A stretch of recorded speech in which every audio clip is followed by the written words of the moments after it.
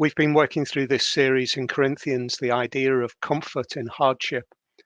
And these past few months, I think, have brought into stark evidence how important and how desperately we need to know and we need to search for truth.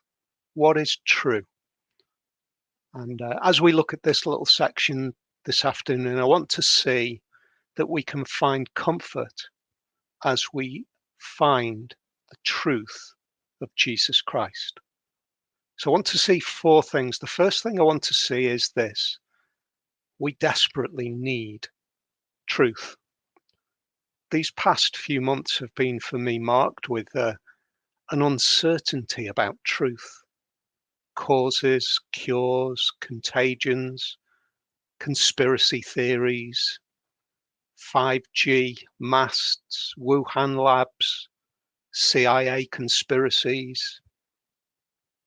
In fact, I heard on the radio just in this past week so much false ideas, so much insecure concepts out there that the government have decided that they need to put a radio advert warning us about false news on social media and mediums even like this.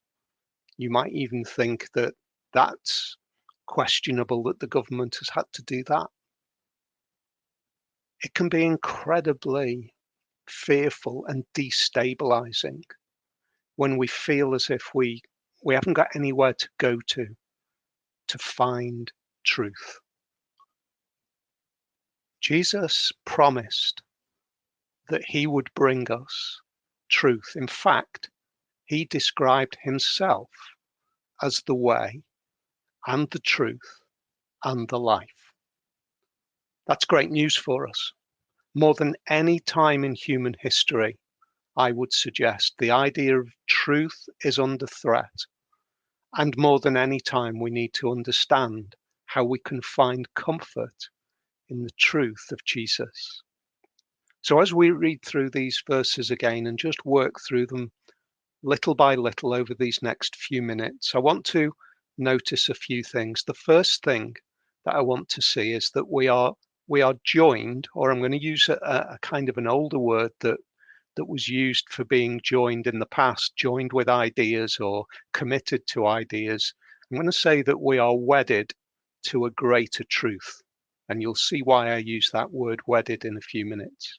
Look at verse 1 to 4 of chapter 11. I hope you will put up with me in a little foolishness. Yes, please put up with me. I am jealous for you with a godly jealousy. I promised you to one husband, to Christ, so that I might present you as a pure virgin to him. But I am afraid that just as Eve was deceived by the serpent's cunning, your minds may somehow be led astray from your sincere and pure devotion to Christ. For if someone comes to you and preaches a Jesus other than the Jesus we preached, or if you receive a different spirit from the spirit you received, or a different gospel from the one you accepted, you put up with it easily enough. You see, what's happening in the Corinthian church is Paul, having spent time with them and having presented to them Jesus, what's happened in his absence is that there have been teachers have arrived and have now twisted and reshaped and presented an alternative to the Jesus Christ that Paul had proclaimed to them. And he describes it firstly by recognizing that the search and the grounds of truth about God have been under threat from the very beginning of human history. Look at the way he describes it. He says that right at the beginning, just as Eve was deceived about the truth of God, I fear that you've been deceived by the truth of God. From what was beforehand a sincere and pure devotion to Christ, I feel as if you're drifting, as if you're heading in a different way. What he wants to remind us of in being wedded to the greater truth is Jesus, is that we recognize firstly that the truth depends not in ideas, not in concepts, not in thoughts. The truth's first foundation is in what God does. First comfort comes in who Jesus Christ is. And Paul, in a remarkable way, in just a few verses, he ties together the beginning and the end of time with the idea of truth about Jesus. You see the way he's talking about the very beginning and truth being twisted and misshapen by the serpent's cunning with regard to Eve. He's already connected us with the end of time because he's described us being presented, or the Corinthian church being presented, to Jesus Christ as a bride to her husband, a pure virgin for Jesus Christ, this beautiful idea of a marriage ceremony. If you trace that idea through the Bible, you'll find that right at the very end, that's how the church is described. And Paul is saying, I want you to understand that the truth of Jesus and the comfort that you can find in that truth is found in the fact that that truth is assured out there in a hope of Jesus. Truth has been incredibly important, but it always depends on what God does. In Isaiah chapter 40, we talk about, or we hear about God comforting his people. Comfort my people, it opens up with. How does God comfort his people? By preparing a way in the desert, a highway for God to make his presence with them, a highway for the Lord. I want to encourage you, as we feel uncomfortable about the ideas of truth, about the ideas of what's going to happen, how can we ever rely on anything? The Bible doesn't demand that we claim or that we put our trust in ideas. It demands that we put our trust in the actions of God. And what he did is he came to be present with us. Just the way he was present with Adam and Eve at the very beginning of time, when God was in relationship with humanity, God reestablishes that relationship in Jesus. And that's comfort to us because it all starts with what God does. We are wedded to that greater truth. We are married to that truth of God's actions. But secondly, truth always comes with the danger of deception. How serious is it to misrepresent the message of Jesus Christ? Well, Paul describes the idea in these opening verses that you've started to head off in a different direction. And he equates that different direction to the deceptive work of Satan. That's how serious misrepresenting the truth of Jesus is in Paul's mind. This solid foundation that the only thing that we need to trust in is the actions of Jesus, the fact that he came, made himself present, the fact that he lived, the fact that he died, the fact that he rose again and returned to heaven to return again at a future point to judge the earth. Those actions and the action that he performs by saying, if you trust in this, then you will find life. To misrepresent that, Paul says, is doing the work of Satan. Now, that's a heavy burden for anybody who wants to try to share the message of the Bible, to be so careful that that what we're sharing is this consistent message of the Bible. That's what Paul's saying. He's saying, what I presented to you was this message of Jesus. And if anybody comes and presents a different message of Jesus, something that relies on a different spirit rather than the Spirit of God that I brought, be wary, be careful. But at the same time, be comforted. Today, we can be comforted if we are married, if we are wedded to that truth of Jesus Christ. That's the first thing to see, that we are wedded to a greater truth. The second thing to see is that this truth is never self-serving. We're going to read from verse 5 to verse 11, the next little section. I do not think I am the least inferior to these super apostles. You'll see in the text there, super apostles is in speech marks. It's saying these super apostles. It's a sarcastic idea that Paul is bringing. These people who claim to be super apostles. I may indeed be untrained as a speaker, but I do have knowledge. We have made this perfectly clear to you in every way. Was it a sin for me to lower myself in order to elevate you by preaching the gospel of God to you free of charge? I robbed other churches by receiving support from them so as to serve you. And when I was with you and needed something, I was not a burden to anyone, for the brothers who came from Macedonia supplied what I needed. I have kept myself from being a burden to you in any way and will continue to do so. As surely as the truth of God is in me, nobody in the regions of Achaia will stop this boasting of mine. Why? Because I do not love you? God knows I do. This caricature that Paul brings of these super apostles, these infiltrators, these people who have started to take the Corinthian church in a different direction, taking them away from the simple message of Jesus.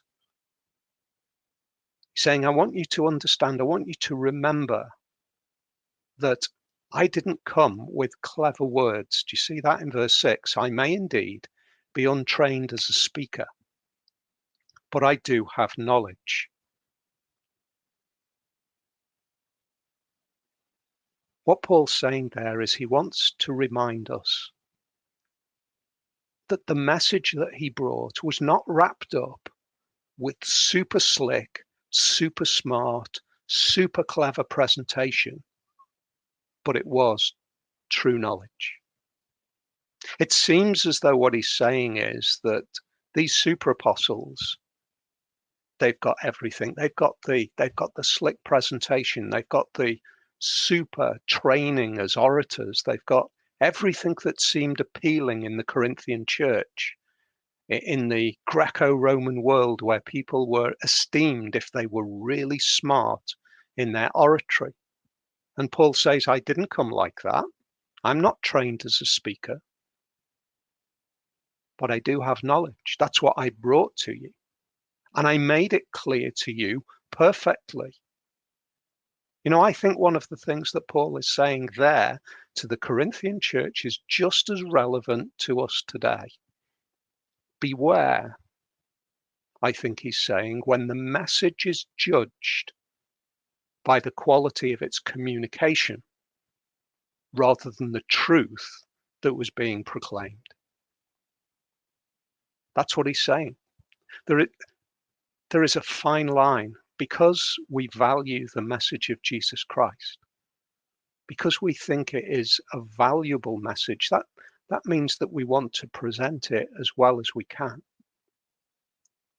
But when the way that we communicate and the slickness that we communicate and the clever language and incredible kind of presentation or all of that kind of thing, when that becomes more important than the true message, then we're often heading in a wrong direction, because that slick presentation doesn't point to Jesus. It points to the people who are making the communication. It seems that's the problem with the super apostles. Paul came not as a trained speaker, but he brought truth. These guys came as super smart speakers. People would listen to them. They were appealing, but it wasn't pointing to Jesus, it was pointing to them.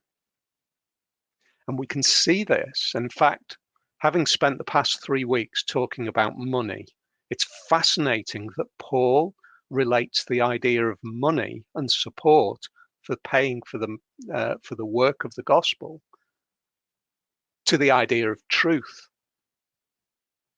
Because when communication becomes self-serving, it very often goes hand in hand with financial greed. Look at the way Paul unfolds what he has done. He came to Corinth. Now, remind ourselves again what Corinth was like. It was an incredibly cosmopolitan, rich city. It was a huge trading city.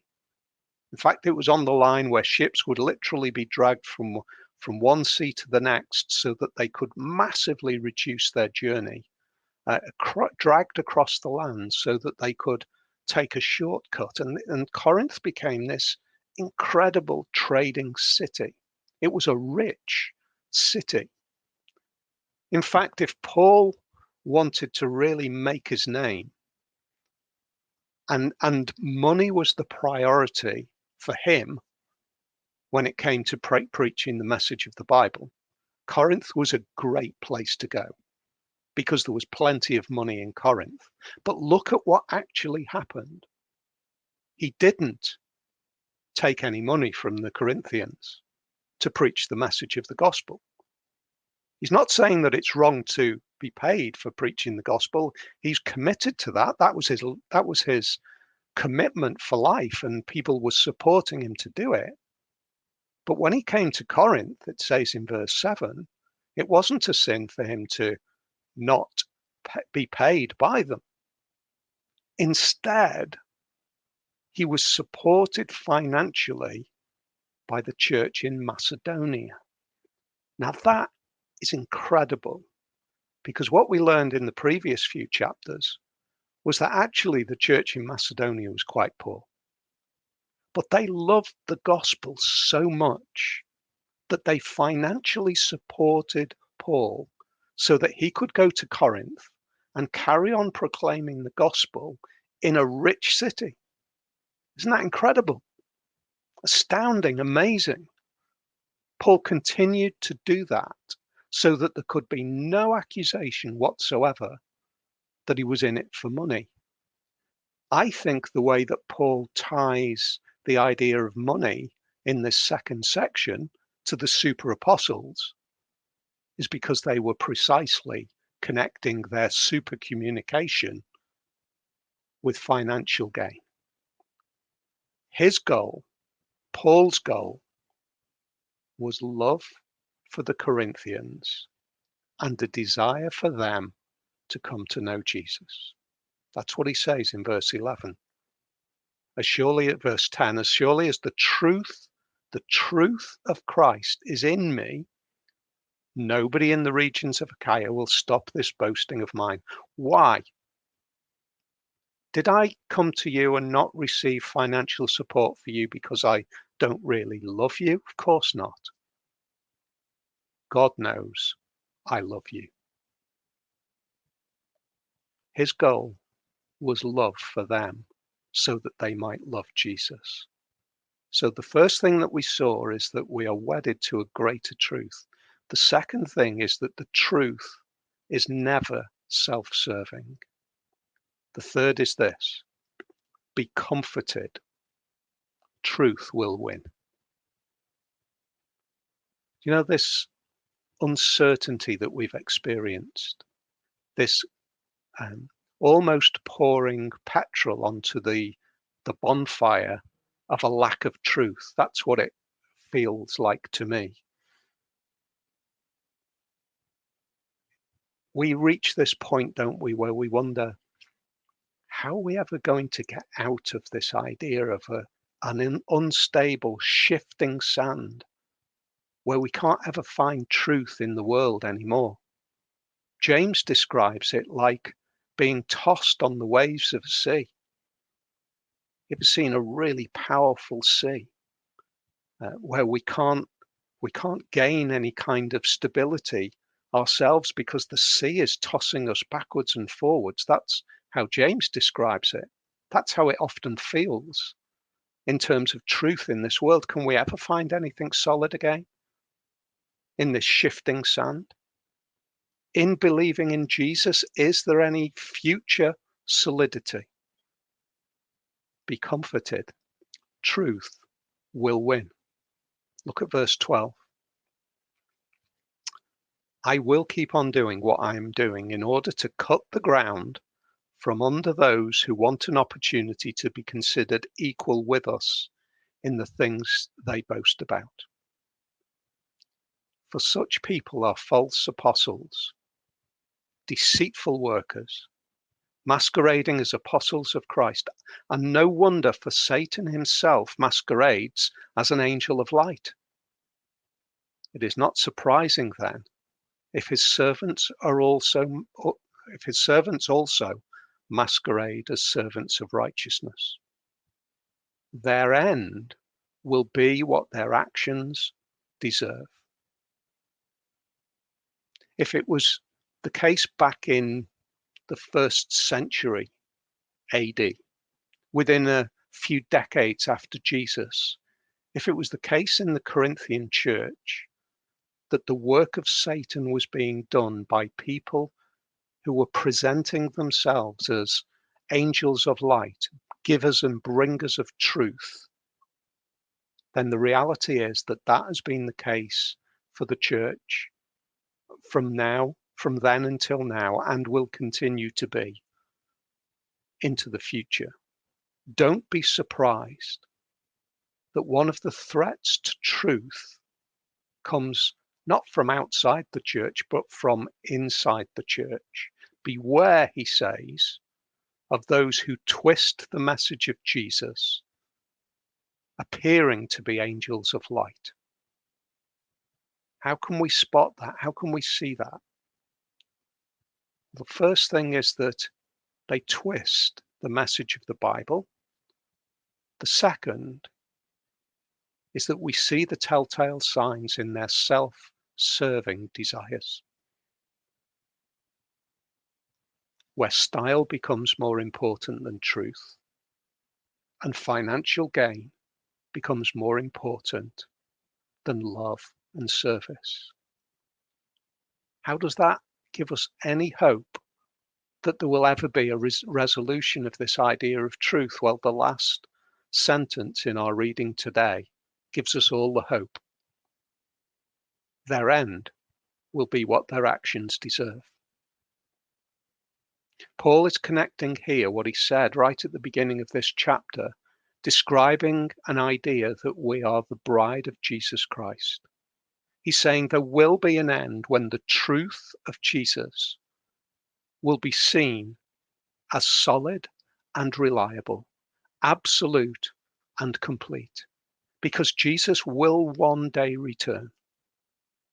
Because the love that Paul was expressing for the Corinthian church is only a mirror, if you like, for the love that God has for his church. So much so that he will absolutely make sure that the truth wins. His truth, the truth of Jesus. So in this uncertainty, as we move out of this lockdown, and we were continually asking the question, where is the truth? Be comforted. The truth that we need to know is based on the act of God in Jesus Christ, which represents his love for us. Be comforted by that. And then the second thing is be comforted by the absolute confidence that this truth will win. It won't always be like this. I want to give you a few We've been doing this new thing, summer takeaways. So you always hear the word of God, and sometimes you go away from the service, or go away from the TV or the computer or whatever you're watching, and it can quickly go away. So we want to give you a few things just to maybe cause this to resonate as you go through the week. So if you've just got 1 minute, in the week, which it could easily be the case for many of you, hold on to that 1 minute and take away, in this world of so many stories, so many opinions, and so much mistruth and all the rest of it.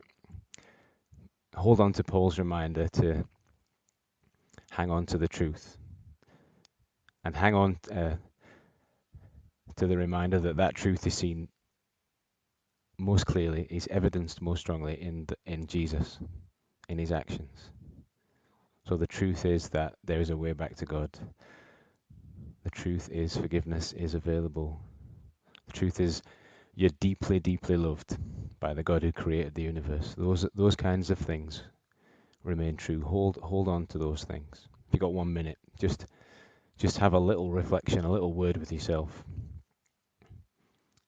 and allow that truth just to help you to separate some of the junk, because I think we all need to separate some of the junk sometimes. So in a world of loads of stories, hold on to what's true. That's a great reminder. If you've got 5 minutes, this might take a bit longer than 5 minutes. It takes me longer than 5 minutes to do this kind of thing. Add Matt's song to your playlist. Add How Deep the Father's Love to your playlist, just so that you can have that notion floating around somewhere in your week of the depth of God's love, which I'm going to guess, because happens to the pastors as well, that we just forget. Even as Christians, we forget the truth of that. We forget that God really does hold out for us, that he really does love us, that he is a loving Father. And it's good to have that truth just bounce around in our heads. Just add that to your playlist this week. That's if you've got 5 minutes. And the last one, 10 minutes. I don't know if this will take 10 minutes. Ephesians chapter 6, verse 10 to 20. If you've got 10 minutes, get hold of that maybe tonight as your nighttime read, that kind of thing. 10 minutes.